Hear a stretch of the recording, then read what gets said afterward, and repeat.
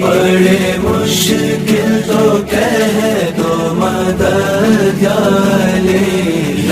Bonjour à tous. Alors aujourd'hui je vais vous parler de mariage en islam et du coup je m'appelle Maïra Mamelka. Donc dans une première partie je vais parler du mariage qui était dans les années 70-80.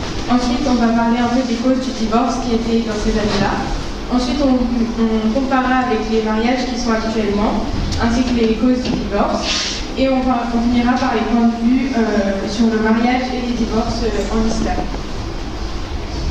Donc dans les années 70, les mariages avaient tendance à se célébrer très tôt, dans les jeunes âges. L'homme était plutôt consacré au travail et la femme était plutôt là pour s'occuper de la maison, des enfants. Les gens prenaient en maturité très vite et arrivaient à se gérer eux-mêmes assez rapidement. Les mentalités aussi étaient différentes parce qu'ils n'allaient pas beaucoup à l'école et il n'y avait pas de réseaux sociaux et ni de technologie en général. La communication se faisait beaucoup plus facilement et voilà.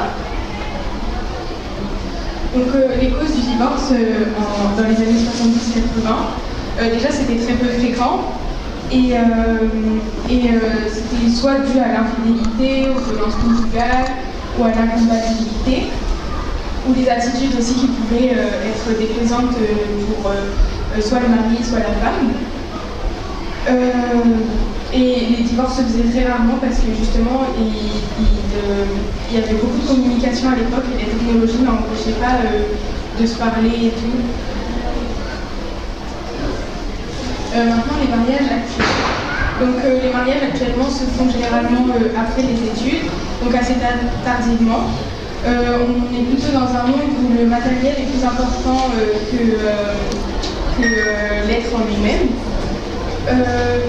Il y a de moins en moins de communication entre les mariés parce que justement il y a les réseaux sociaux qui empêchent cette communication, qui interfèrent entre les deux personnes.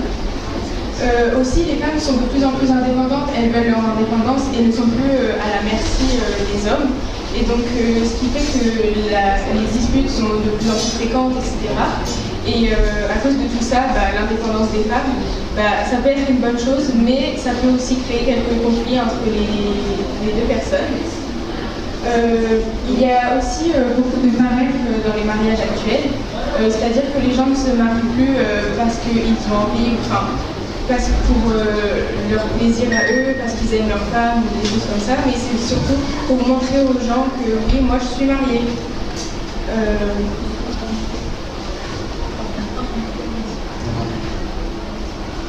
Les causes du divorce actuel sont surtout liées à la technologie, aux réseaux sociaux, à cause des applications de rencontres notamment, aussi à l'infidélité comme les mariages d'avant, et aussi aux problèmes financiers. Les hommes ou les femmes aussi commettent de plus en plus de péchés et ça aussi ça cause des problèmes entre les deux personnes parce que c'est pas forcément bien et ça cause du tort au couple. Il y a environ 45% de mariages qui finissent en divorce, ce qui est quand même assez énorme, c'est quasiment la moitié. Donc ça pose problème.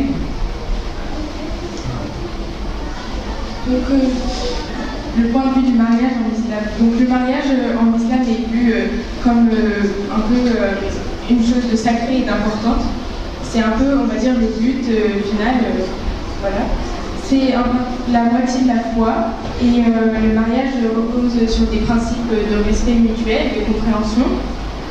Il faut respecter ce respect et tout, il faut avoir le respect entre les deux personnes. La religion le dit, il faut se soutenir mutuellement et pour pouvoir prospérer dans la vie spirituelle mais aussi dans la vie quotidienne. Et pour finir, le point de vue du divorce en islam. Donc pour éviter les divorces en islam, il faut suivre le chemin d'Allah, s'éloigner des péchés au maximum et être patient et faire preuve de compréhension. Les deux parties doivent faire preuve de compréhension. Merci à tous.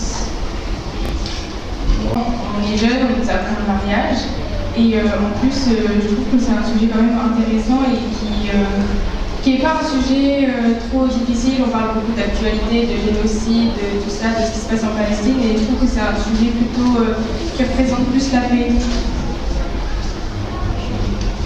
Est-ce que tu crois que, après avoir appris des notions sur le mariage au madrasa, est-ce que tu pourras les utiliser le jour où tu vas être marié dans le couple? Comment tu peux sauver ton couple avec les leçons que tu as apprises au madrasa? Oui, je pense que ça peut m'aider, notamment en matière de disputes, tout ça, on a appris beaucoup de choses. Et pour moi, avant d'apprendre tout ça, j'avais plutôt tendance à penser, dès qu'il y a un conflit, ça va direct aller en s'énervant, tout ça. Mais en fait, ce qu'on m'a enseigné, c'est vraiment de tempérer et d'apprendre à se contrôler avant et après d'avoir une discussion sérieuse avec la personne.